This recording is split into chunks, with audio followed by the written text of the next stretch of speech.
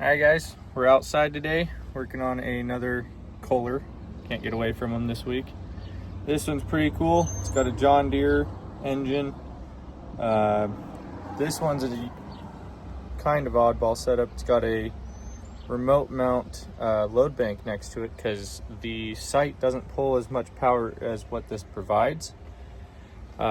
Today we've got a special request from the customer, kind of a special request. So we're going to be going over how to set an exercise timer on a Kohler transfer switch. So stay tuned for that, and I'll kind of give you guys a walkthrough of how that gets all set up. All right, so working on a Kohler Decision Maker Mpac 1500. All we're looking for is the exerciser. So we're going to hit set. I already disabled the password. And then we're going to go down to set exerciser. You're going to click over, which is this one. Exerciser event 1. It's the only one that's enabled. Right there, you can see it. I'm going to go to next. It is unloaded, which means that the generator is not providing load to the electrical system. Let me zoom this out. So the transfer switch is staying on utility and not generator. So next, it is weekly. We go next.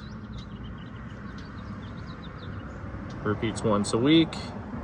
I already reset it to 10 minutes. So all you do for this is you just use the arrows and you can go up or down, or well, you have to go around the horn. And that's it.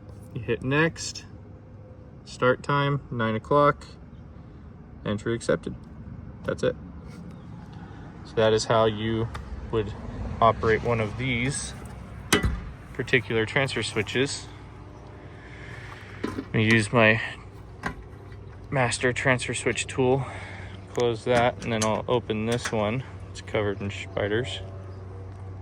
So I figured I'd show you guys this. This is a program transition transfer switch. I'm gonna point with the rubber end of my screwdriver just because, well, I don't fuck around. So these are gonna be our loads from the generator as labeled. So the generator goes out of the breaker on the generator, under the ground, and then it comes up through, I believe it's this far conduit, goes up here, then drops down. I had the conduit wrong, it's this one. But anyway, so it drops down, you have A, B, and C. This is our utility supply coming from your power pole. And then this is going actually to what it's powering. So there's two sets of contactors, and basically they work like breakers. So it turns this one off, and then it turns this one on. And then when the power goes out, it'll turn that one off, turn this one on.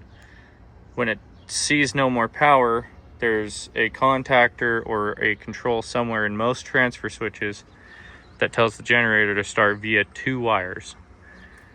And then once the generator's on, this will open utility, so it's no longer feeding from utility, and then it'll close to the generator. And then the generator goes through these bus bars here. You can kind of see them down here where the 2 breakers are tied together. I don't know how well you can see them, but there is a bus bar coming off the bottom of this one. Then it goes over and then it goes into the bottom of this one. What it does is it basically just feeds those 3 leads right there from the generator. When the power comes back on, some of these have a time delay. That means once the power is back on, it won't transfer back for X amount of time. It's programmed. So you could do it to where it comes back on 5 minutes later, it drops the generator, kills everything, because if you're powering motors like what they are here, you don't want them spinning when it picks up power again because you could damage the motors. So what most of these do is they will shut off on both. So utility is now back on. It's still off in here.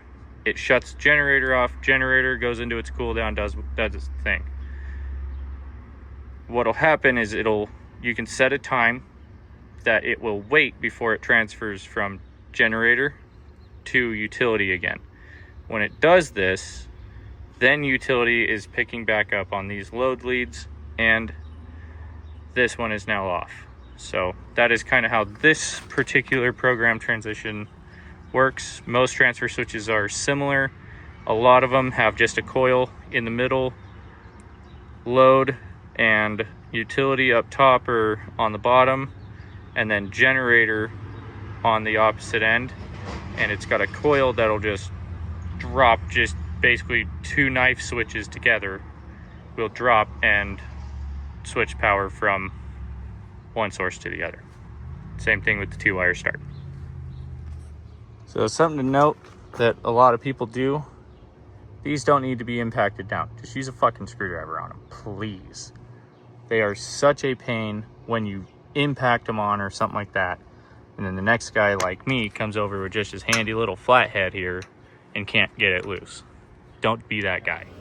Back over at my little desk setup that got next to all my shinies. So just a quick note, I know you might not be able to hear me very well over the fan, but this is just for this particular specific type of transfer switch. This information is not across the board. It's not every switch. It's not, you know, your fucking home standby switch you got at home off the internet. It's just this transfer switch. It is specific to this one. Some other transfer switches may be similar or the exact same, but don't take this as a general knowledge that every transfer switch is going to be set up this way. But that's all for this one. I hope you guys enjoyed this kind of shorter video on how to look at an exercise timer. I know it's simple, short, sweet, but hey, got to take the wins where you can, right? See you on the next one. Peace.